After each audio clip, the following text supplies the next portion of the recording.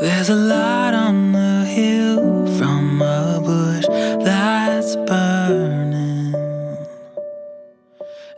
Welcome back to the Deconstructionist podcast. I'm your host, John Williamson, and we are back with part 2 of my conversation with Dr. Dan McClellan. Really fun. As I said, brilliant guy who, speaks and reads a number of languages and, just was super fun to talk to and super gracious. I was having a ton of technical issues, which is unusual. I've gotten those ironed out over 7 years, but for whatever reason, my soundboard decided not to work, properly that particular day. But he was patient with me, and I appreciate that to no end. And we got the interview done, and had to do some editing, but some finagling, but we made it happen. But hopefully you enjoyed this. And again, this is part 2. So if you haven't heard part 1 yet, pause, go back, listen to last week's episode. But otherwise, enjoy part 2. This is the conclusion of my conversation with Dr. Dan McClellan. And as always, www.thedeconstructionist.com is the one-stop shop for everything that we do here. So website has our blog, has our web store, has our link to our Patreon if you want to support us there. It's got the entire back catalog of our episodes for free that you can stream directly through the site. Yeah, that's all the good stuff, right? Okay, we'll get to it. Without further ado, give you part 2 with Dan freaking McClellan. But I think it's calling to me. I think it's calling to me.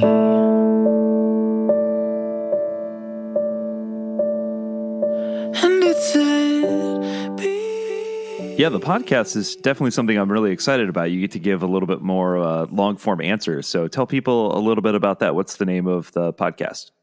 Yeah, so our podcast is called the Data Over Dogma podcast, and we launched on April 8th, I believe. We have 3 episodes that are live so far, and they're doing wonderfully, getting a lot of great feedback from folks. The second episode features an interview with Professor Francesca Stavrokopoulou, who was my dissertation supervisor and recently published a book called God and Anatomy that talks about the corporeality, the anthropomorphism of God in ancient Southwest Asia and in the Bible. And we just finished recording an episode that will probably come out in about a month, where I talked about the divine council and about this passage in the Bible that scholars think preserves this memory of a time when the God of Israel was defeated by the God of another nation. So lots of fun stuff that upset a lot of people, but yeah, the Data Over Dogma podcast. We're on Twitter. We're not on Instagram yet. I need to create that account. But we do video as well. So we post those episodes on youtube.com/Data Over Dogma. And we have, 3 episodes now. And we release at midnight every Monday. So weekly podcast for your Monday commute to try to make it a little less. Perfect. As we've said in the 7 years of doing this podcast, if you're making someone mad, then you're probably doing something right. So let's make more people mad.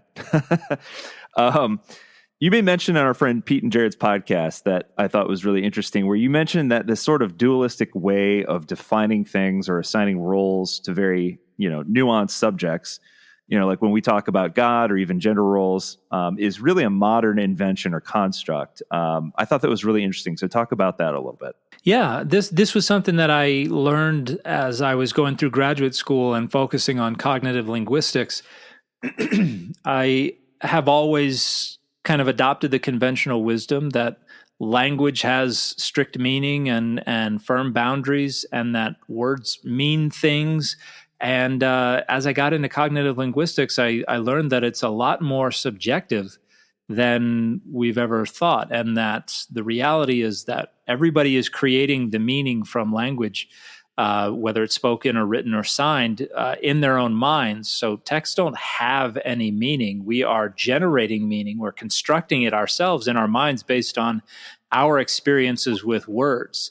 And I don't remember if I shared it on Jared and Pete's podcast, but An example that I frequently bring up is my first week in Oxford. I was on the street called Cornmarket Street, which is this foot traffic retail district. I was trying to set up cell phones for my wife and me, and I saw a KFC, and I was like, sweet. And I went in and I said, hey, do y'all have biscuits? And the guy behind the counter was like, why would we have biscuits? And I was like, oh, that's right. Biscuits or cookies here. Okay. And then I realized I had absolutely no clue how to describe what I wanted to this poor young man behind the counter. And later on, people were like, oh, you should have said scone. And I was like, I don't think a scone is a biscuit. I wouldn't want to get a scone. But I could not communicate to him what I wanted. And it was because I did not have the necessary experience to be able to communicate to him what item I wanted. I was trying to gesture at without using the word that, in my experience, referred directly to that. And he did not have the experience with the word biscuit to be able to know what I was coming at. He had to generate in his mind the meaning from that word. It was not something that I put into his mind. It was something that he has to generate himself. And that's the same is true of all communication.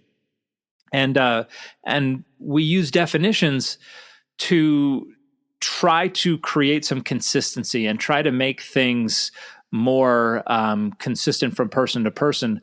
But definitions, particularly of conceptual categories, so categories that only exist in our mind, and a lot of people think that's a pretty limited set of things. It's actually a lot of stuff.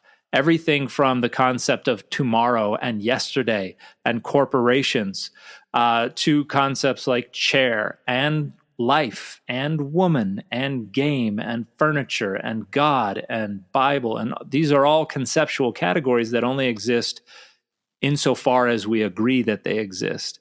And because all of our experiences with those agreements are different, the concepts are different. And now definitions try to look at all of the different uses of these words and identify a feature or a condition or something that is shared by all members of the category. And if we can identify that feature or set of features, we can essentialize the category. We can say this is the essence of the category, and we can define it. We can reduce the category down to the shortest list of necessary and sufficient features. And that simply does not work for conceptual categories because that's not how they form, that's not how they're learned, and that's not how they're used. And so it is distorting to use dictionary definitions for most conceptual categories. And unfortunately, however, using those dictionary definitions allows us to draw firm boundaries around categories. And so it aids in the structuring of power and values for people to assert certain definitions. So some examples I use are racism. Is some kind of power asymmetry a necessary feature of racism? In other words, does racism only go in one direction, from a more powerful group against a less powerful group, or is that not even relevant at all? If it's not relevant at all, then you can be racist against white people. And races, and the term just takes on a far different meaning. But if that directionality is required, then racism has a direction and it goes from more powerful to less powerful, and that limits the way the term should be used. And so there is a lot at stake in whether or not you think that feature is a necessary feature of racism. And when you look at the historical usage of the word, the way the term was used all the way up until around the civil rights movement, it always referred to someone with more power exercising some kind of prejudice against someone with less power. And so historically, that power asymmetry was a feature of the usage. And now that's all in the civil rights movement. They start talking about reverse racism, which is kind of an acknowledgement that it has a directionality, but now people have taken to just saying, well, racism can go in any direction. And so that has greater stakes than, when I talk about concepts associated with the Bible. But when we talk about definitions, when we talk about conceptual categories, usually if somebody's trying to define a conceptual category, it's because they need it to mean something, because that serves their structuring of power and values. And any time that someone is trying to structure power and values, I'm suspicious. That doesn't mean that there's never a time when it's right or necessary. I think there are times when it's right and necessary, but I always want to know what the motivations are when somebody is trying to structure power and values. And if those motivations are to oppress, to marginalize, to minoritize, I have a problem with that. And so I get on people's cases sometimes on social media if I see them trying to do that. Unfortunately, because a lot of people don't know that whole background, when they hear me say something about how somebody is structuring power and values, they're like, you can't read their mind. And no, I can't read their mind, but I did a whole doctoral dissertation on the cognitive science of religion and the cognitive linguistics, and there are patterns to this, and the scholarship is pretty clear about what is motivating this kind of stuff. So, so I know what's usually going on under the hood, which sometimes gets me in trouble when I'm in the wrong audience. I could see that. I think I'm in the same boat in terms of also being skeptical, I guess would be the word, especially when it comes to the Christian history of just sort of ostracizing or excluding or, just outright, suppressing, marginalized groups and using the Bible as support for that. And one that comes to mind is one that you did, some classes on recently, and that's the LGBTQ plus community. And I've always had a really hard time with this one because there really aren't a lot of references, direct references in the Bible, Old Testament or New. And, the ones that are arguably a little more explicit are the ones in the New Testament by Paul. And even then, Paul uses sort of this word that's not really found in the common Greek language of the time. And so I wondered if you could talk about that a little bit. Yeah, arsenokoitai, or according to the Erasmian pronunciation, arsenokoitai, it seems like a neologism. This is a word that Paul created, drawing from the Greek translation of Leviticus 18 and Leviticus 20, where arsen refers to man, and kete is would be the plural form of the word for bed, and it's based on the prohibition on a man sleeping with another man the way he would a woman in Leviticus 18 and 20. And so it most likely refers to that activity and is most likely a reference to within male same-sex intercourse, the insertive or the active role in that relationship, because there's a part where Paul also refers to malaki right in the same list as arsenokoitai, and malaki is a word that means something like soft ones, and is frequently a reference to the receptive or the passive partner in an active male same-sex intercourse. But there are a lot of unanswered questions regarding precisely who is on that list and the degree of fuzziness to the boundaries of that, because there are legitimate questions about if other types of romantic relationships and activities are allowed, or if this is kind of a what's called a merism, where it's only referring to part of the whole, but is kind of a signal to the whole collection.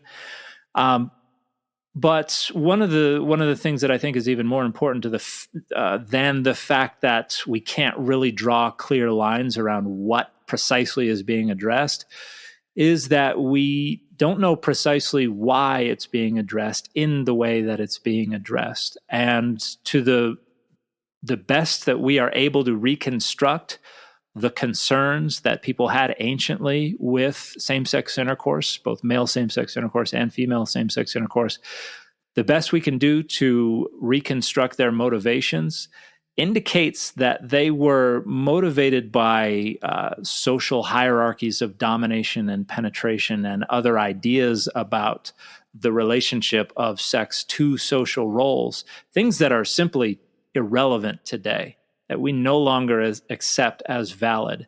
When we get into, and I think an illustration of that for people who may not grasp what I'm saying is in the ancient world, likely the editors and authors of the Bible, definitely at least some authors of rabbinic literature, and definitely authors of other ancient Southwest Asian literature, they thought it was inappropriate for a man to be on the bottom during sex, because that put the male in a submissive position according to the conventional wisdom. And to put a man in a submissive position during sex was to violate that social hierarchy of domination. You were supposed to be in the dominant position. To be in a submissive position is to violate that social hierarchy. And so that is not something that we think about today as something most people care about at all. And a lot of people want to rationalize why same-sex intercourse is bad based on, there are a lot of reasons that people come up with, but the notion that it violates a social hierarchy and the role that you're supposed to play in that hierarchy, that is not really relevant that much anymore. That was abandoned long ago. And so if we ask people who try to leverage these passages as rhetorical weapons against the LGBTQ plus community, why do you think they thought it was wrong? They're going to come up with explanations that had nothing to do with why they really thought it was wrong. And the reasons why they really thought it was wrong are not going to matter to people today for the most part. And when we get into Paul, there are other issues with Greco-Roman ideas about sexual desire being part of the base material world, and we needed to transcend that in order to elevate ourselves into the spiritual world of deity. And so Paul thought that sexual desire had to have a tight lid kept on it, and so wanted everybody really to be celibate. But if you couldn't be celibate, go ahead and get married, but only have passionless, dutiful sex, and only as frequently as is necessary to keep that tight lid on your urges. In other words, sex should just be prophylactic. If the pressure is building up, let a little bit of that pressure out and then clamp it back down tight. And so Paul's approach to sexuality is totally alien to most people's ideas today. And they renegotiate it away. And Paul didn't care about procreation. So people who argue, oh, well, that's non-procreative, so that's inappropriate, couldn't have mattered less to Paul. So we have to negotiate with the Bible, and the folks who want to leverage the clobber passages already renegotiate away most of what the Bible's saying about sex. And there's only one real reason that they hold on to this one thing and refuse to negotiate that away, and that is that it is helpful for their structuring of power and values. It ultimately, I would argue, comes down to identity politics and the need to leverage this identity marker to say, if you're one of us, you can't approve of this. And I'm going to bash everybody over the head with it to show how much I don't approve in order to show how much I'm one of us. So costly signaling is another way to refer to doing these things so that other people on the in-group can tell that you're really one of us. And as usual, you've gotten me monologuing, going into a rant, so I don't know how much of that made sense.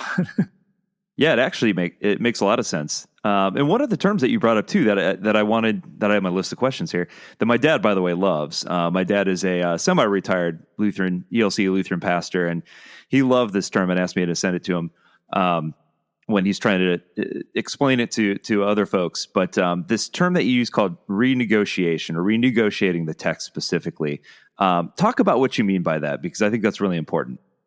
One of the implications of the fact that texts don't have any inherent meaning, and the fact that we have to generate the meaning in our own heads, and the fact that we can only generate that meaning based on our own experiences with and understandings of the agreements about language, one of the implications of that is that meaning is going to be different from mind to mind as we generate things. Like the poor young man at KFC who had no idea why I was getting upset. His generation of meaning was different from mine.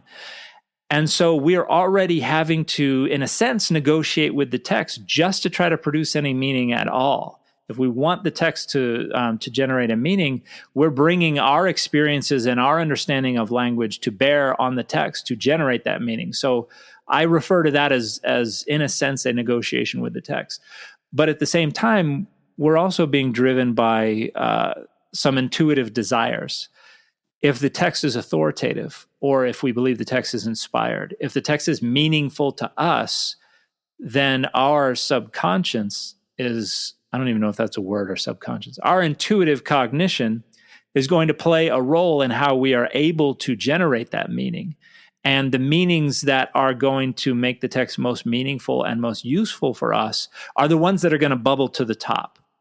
And so subconsciously, we're negotiating with the text as well. Our subconscious mind is trying to figure out what will make this text meaningful, or what will make this text useful. And the people who composed the biblical text were writing because they wanted these texts to perform certain functions that usually are totally irrelevant to what we're worried about today. And this is one of the reasons I was worried that my account would not be very popular, is because if I go around just telling people, oh, that really meant this, everybody'd be like, I don't care about that. That's boring, or that's stupid. That doesn't have any relevance to today. And, sometimes that happens. There are topics I cover that nobody cares about, because really I'm saying this is not anything to care about. But for people who believe it is inspired, for people who want to leverage it authoritatively, it needs to mean something useful or meaningful. And so subconsciously, frequently, sometimes consciously, they're going to negotiate with the text, and they're going to try to come up with something that makes it meaningful and relevant and useful to us today. So on a few different levels, I think we are negotiating with the text. And the more important a text is within an argument, the more likely people are going to be negotiating with it. So the clobber passages, for instance, have been endlessly renegotiated, and all kinds of different readings have been produced for these passages, either to make them more useful as a weapon against the LGBTQ plus community, or less useful as a weapon against the LGBTQ plus community. And that's one of the difficulties I find, that nobody is immune to negotiating with the text. So I myself am having to fight against trying to make it more meaningful or more useful to me. And so it can be hard to tell when I've kind of landed on what the most likely sense was, if that most likely original sense also is meaningful to me or useful to me. And then I'm like, is this really what they wanted it to mean, or is this just what I would like it to mean? And so that's probably the toughest part of what I do, is trying to interrogate my own biases and my own dogmas, and try and make sure that what I'm presenting has been kind of stripped of as much of my own negotiating tactics as possible. And that's not an easy task. And I'm not perfect at it, so I will get things wrong from time to time. I mean, it does feel pretty Derridian, in that Derrida would probably argue that the further removed we are from the original text, or even the idea itself, the more difficult it becomes for us to get back to that original intended meaning. Yeah. And the more, and this is another thing that I've been worrying about more and more lately, the more I am viewed as an authority, and the more authority that my voice takes on, the harder and harder that becomes, and the more dangerous it becomes for me as well. This is something that I have a big concern with, because if there's a text that is hotly debated and not a lot of people have a good idea what it could mean, if I have an authoritative voice, I can say it means that, and a lot of people are going to believe me. And there may not be anybody in the world who could really mount a strong case against it. But I worry that still may be just me saying, well, they're going to believe me. The odds that somebody's going to prove me wrong are pretty low, so I'm just going to say what's going to be most helpful for me. So that's something I worry about more and more every day, because that's always a risk. And the more people tell me that they trust me, I think the more of a risk there is that I will just punt to my own authority and just say they're going to believe me, so I can just say this.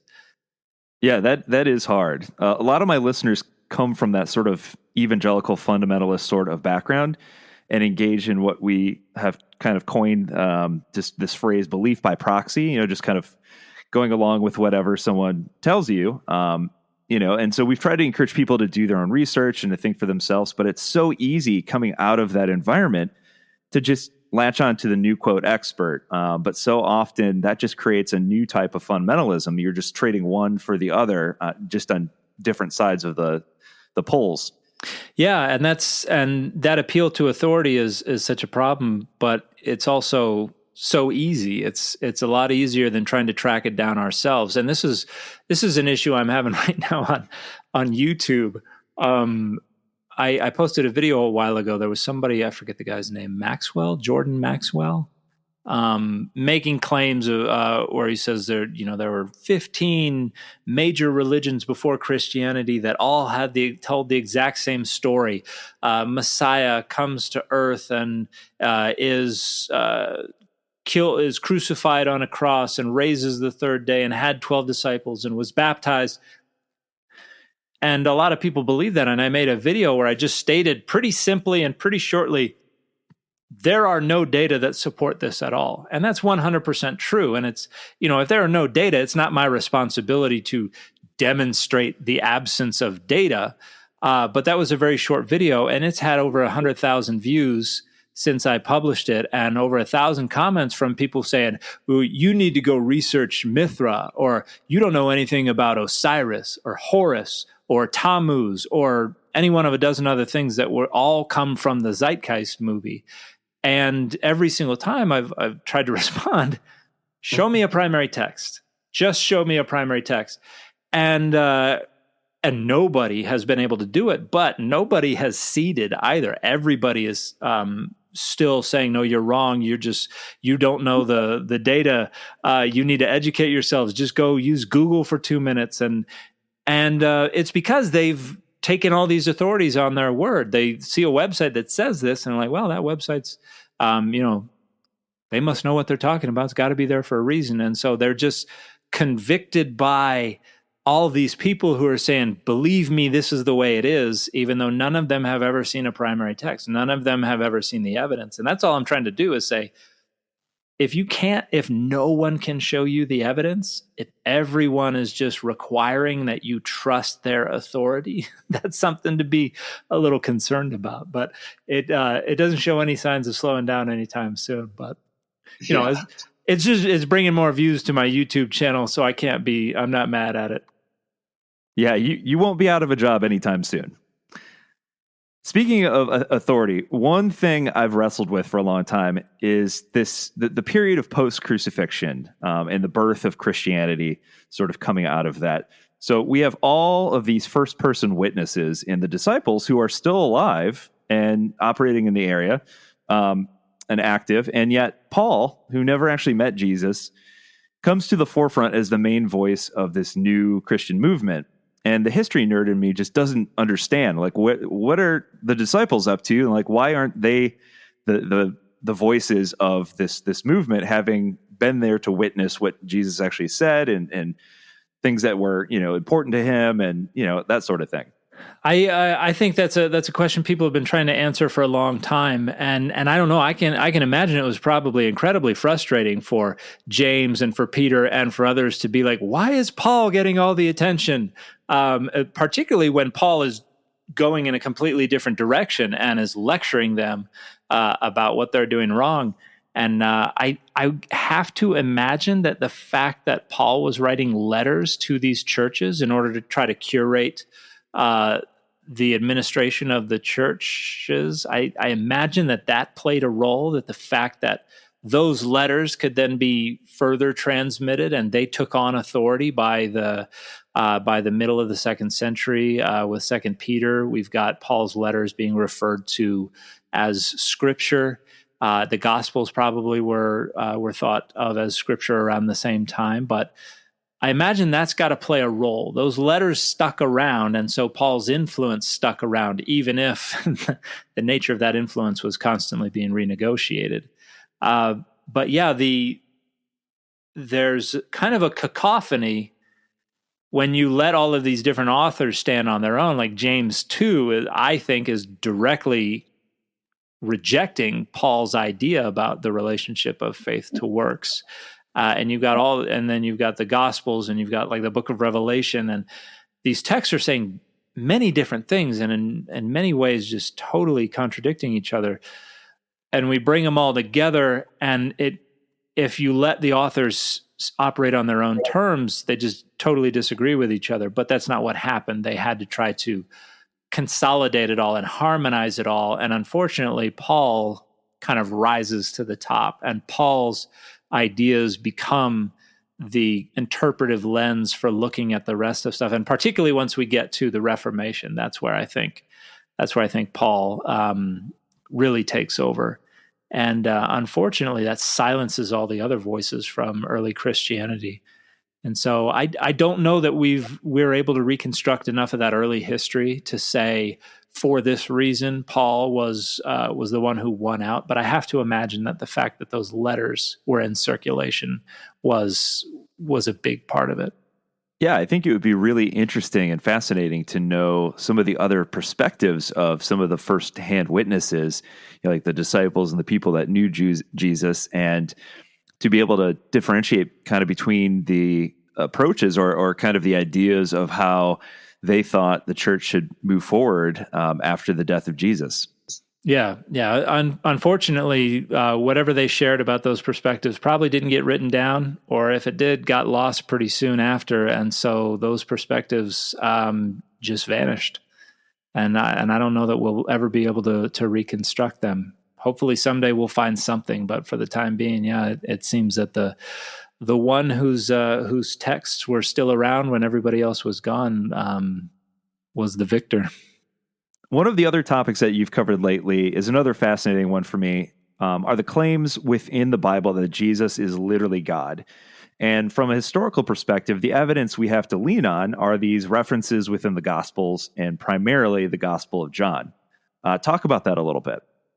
So in the book I published a bit ago based on my doctoral dissertation, Adonai's Divine Images, I make a case that some of the mediatory figures in early Israel and within early Judaism are adopting the logic of divine images in order to try to argue that these figures are making God's presence manifest. So that's the entire point of a divine image, an idol. People think it's just an object of worship. It did far more than that. It did whatever you needed the God to do by making the God present. It presenced the deity. And whether that meant you were asking it something or just wanted to feel that presence or needed to worship it, it could function in a lot of different ways. And as you have cultic authorities kind of pushing divine images away, they're not entirely abandoned, they're just renegotiated. And we look to other things to provide that sense of presence. One of those is the angel of the Lord, the Malach Adonai, who is identified with the deity, but also distinguished from the deity in different places in the Hebrew Bible. And this is exactly how divine images are treated. Idols in Mesopotamia, in Egypt, in Anatolia, and elsewhere, they are spoken of as if they are both distinct from the deity and also the deity themselves. And the text of the law is operating like that to some degree as well. You have you have Moses and you have Joshua who are instructed to write the words of the law on a standing stone. And a standing stone was a divine image. And so they're kind of overlaying the old traditional divine image with the text of the law. And I even argue that the tablets of the law are just miniature standing stones with the text of the law written on them. And, what did people do with in the ancient world? They used a lot of shrine models, and they put a little miniature divine image inside. The Ark of the Covenant functions an awful lot like a shrine model, and then has little mini standing stones put inside them. So the text of the law is kind of becoming a species of divine image. And then within Greco-Roman period Judaism, we have this figure who's known as the Son of Man. In other traditions, it's kind of an angelic figure, whether it's Metatron or Yahoel or another figure like that. We have this sentient, living, breathing, walking, talking entity who's doing exactly what divine images do, bringing the divine presence to us.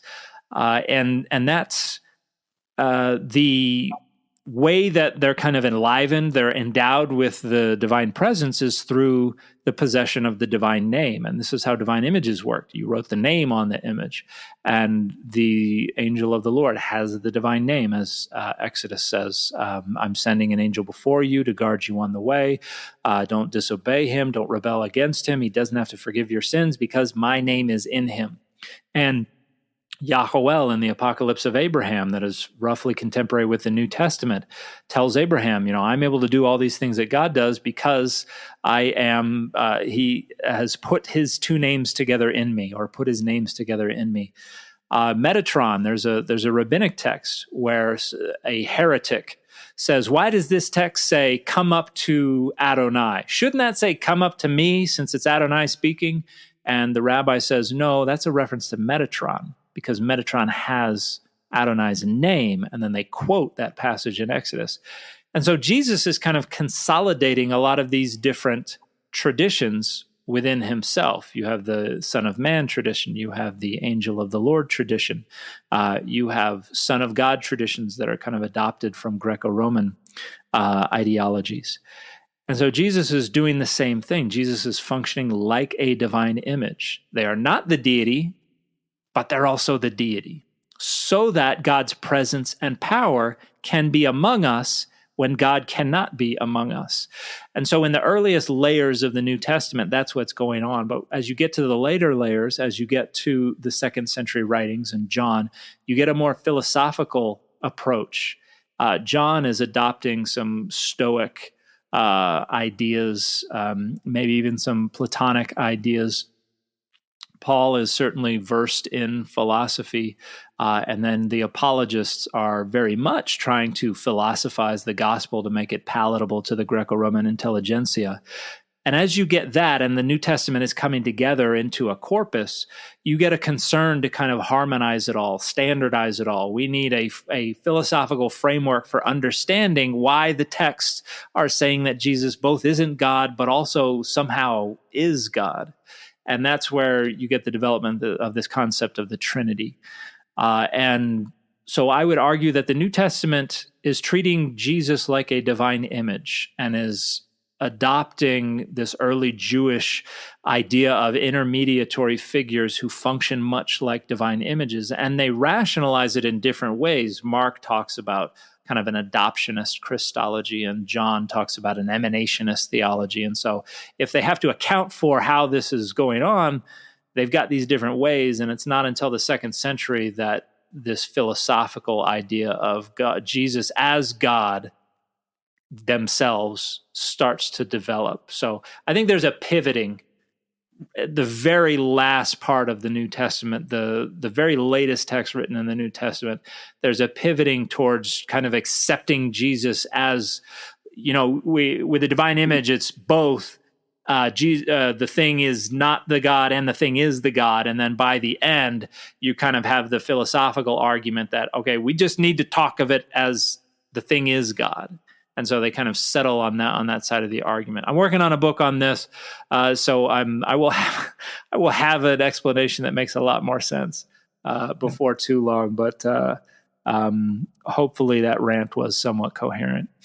I think a fun way to end this would be to talk about the debate on which biblical translation is the best. And obviously that's a tricky one to answer because, there's different approaches to translating the Bible. Did the translator attempt to find the closest like for like word in English, or did they try to do the best job they could of conveying the overall meaning of the passage? So as best you can, what would you recommend in terms of biblical translations? Yeah, I think it's a difficult question to answer. One of the things I'll start off by saying is that the best translation is the one that's going to allow you to do what you want the text to do. People approach the Bible for lots of different reasons, so it can serve different functions, and some translations serve certain functions better than others. But if the question is what's most faithful to the original, there's a balancing act that's going on in translation, where this text is a foreign text, it's an alien text, and it relies on a lot of sociocultural concepts and things that we don't have direct access to. And so there's a degree to which the translation is domesticating this foreign text, is bringing it to the reader in order to make it easier to understand. But the more that text is adapted to the reader's society, the less and less of the source culture and society and meaning is going to be able to come through. And so it gets fuzzier and fuzzier the more you bring it to the reader. Whereas some translations expect the reader to do the work to try to get closer to the source culture, better understand the imagery, better understand the poetry, maybe even better understand the language. So the more you require the reader move toward the source text, the more of that original culture and meaning and everything is going to be able to come through, but the more work they have to do. And so every translation is trying to strike a balance. How much are we going to bring the text over and fuzzy it up and make it less clear, versus how much are we going to demand the reader do the work to try to access the fuzzy boundaries? And I think right now that some of the translations that do the best, the NRSV, if you're looking for both a Hebrew Bible and a New Testament, I think the NRSV, and particularly the updated edition, is probably the most scholarly, but it's far from perfect. In a lot of ways, it is still imposing Christological lenses on the Hebrew Bible. In a lot of ways, it is still presupposing some evangelical ideologies. And so there are ways that it is moving the text closer to one set of one audience, one readership, than to others. And so it's not perfect. Just the Old Testament by itself, I would say either the JPS, Tanakh, and particularly the forget exactly what it's called, the Torah commentary series. So the first 5 books of the Tanakh in the JPS translation, that commentary series is wonderful, and the translation is very good. I think even better, though, in terms of just the translation, might be Robert Alter's recent translation of the Hebrew Bible, which is very, very good. I have my disagreements with Alter on in some places, but in terms of a Hebrew Bible, I think that is a very, very good one. The New Testament's a little trickier. There haven't been very many translations of the whole New Testament. David Bentley Hart's translation, I find a little idiosyncratic. I don't know that that's going to be easy for most people to really sink their teeth into, even though I do think there is absolutely something valuable to him trying to recreate the experience that the original reader would try to have by making awkward and stilted Greek awkward and stilted English, and the sophisticated and polished Greek sophisticated and polished English. So there's something to that, but I don't think it's entirely accessible, and there are not a ton of explanatory notes. For just the Gospels, Sarah Rudin is a translator who published an interesting translation of just the Gospels. Now, and she uses transliteration for the names of people and places, which sometimes can look a little awkward for people who are not used to transliteration, but I think the translation is good. I think those are the ones I would name. And the editions that I like, when it comes to the NRSV, there are 2 editions. Yeah, 2 editions that I would recommend for the Hebrew Bible and the New Testament, the New Oxford Annotated Bible, and particularly, I think there's a 5th edition. That's the one that I would usually recommend. And then there's also the Jewish Annotated New Testament, which is also based on the NRSV. However, the editors are Jewish, and they're providing explanatory notes that contextualize the New Testament, the things Jesus is saying, the parables. They're contextualizing this within as close as we can get to a first century Jewish culture. So I think that would be an eye-opening New Testament for a lot of readers. Thank you so much. This has been absolutely fascinating. Thank you for coming on today. Thank you for letting me rant for a while. Anytime. My family doesn't let me do it as much, so. And I'm sure the listeners are eating this up. So go check out Dan's new podcast. Like he said, a few episodes out now, but there'll be more by the time this podcast releases. His book, check out his online courses. All of that information will be in the show notes, so check it out. And thanks again. Thank you. I appreciate your time. Is God even here? Does she care that I doubt? Does she care that I fear? Something tells me God will survive.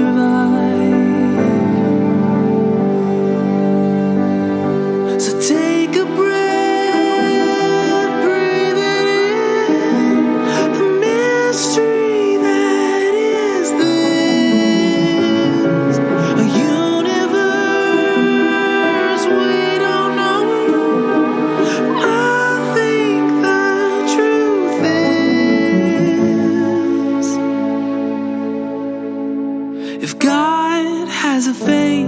His face must look like yours.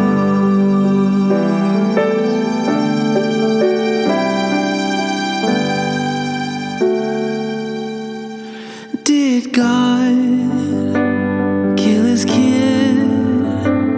Did he have to have blood before he would forgive? Maybe we made a God that looks like us. Does God know my name? Is the ache in my soul just confined to my brain? Even so, does that mean it's not real? So take a breath.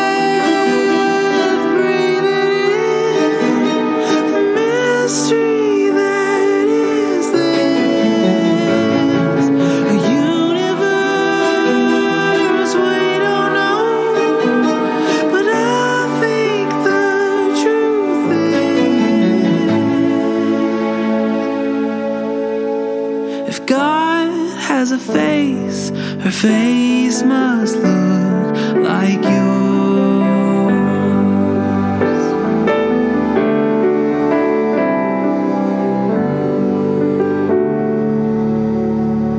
A face like a Tina, an Ahmed or Mildred, a Russ and his husband, Gus and their children. A face like a Kim, a Ted or Tyrone, a